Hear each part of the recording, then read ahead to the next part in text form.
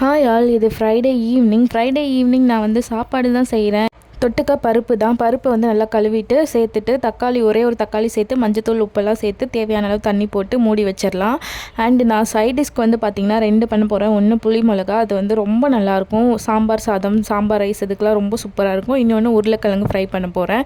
இன்றைக்கி வந்து நான் சாப்பாடே சாப்பிடல, லஞ்ச் சாப்பிடாதனால நான் இது வைக்கிறேன். ஒரு 4 விசில் வந்தோடனே நம்ம இதை வந்து ஓப்பன் பண்ணிக்கலாம். ஏன்னா என்னால் ஒரு நாள் ஃபுல்லாக சாப்பாடு சாப்பிடாமல் இருக்கவே முடியாது. இந்த மாதிரி பருப்பை வந்து ஓப்பன் பண்ணி கடைஞ்சி விட்டுட்டு ஒரு 2 நிமிஷம் தண்ணி ஊற்றி கொதிக்க விட்டுட்டு தாளிக்கிறதுக்கு எண்ணெயில் கடுகு, வெங்காயம், அப்புறம் மிளகா தான் வந்து காரத்துக்கு, கருவேப்பிலை இதெல்லாம் போட்டுக்கலாம். வெங்காயம் நல்லா முருகலாக வந்ததுக்கப்புறம் நம்ம எடுத்து அப்படியே குழம்புல சேர்த்துக்கலாம். அவ்வளோதான், நம்ம குழம்பு ரெடி ஆயிடுச்சு. அப்புறமா புளி மிளகா ரொம்ப டேஸ்ட்டாக இருக்கும். இது வந்து சாம்பார் சாதத்துக்கெலாம் அப்படியே வச்சு சாப்பிட்டோன்னா செம்மையாக இருக்கும்.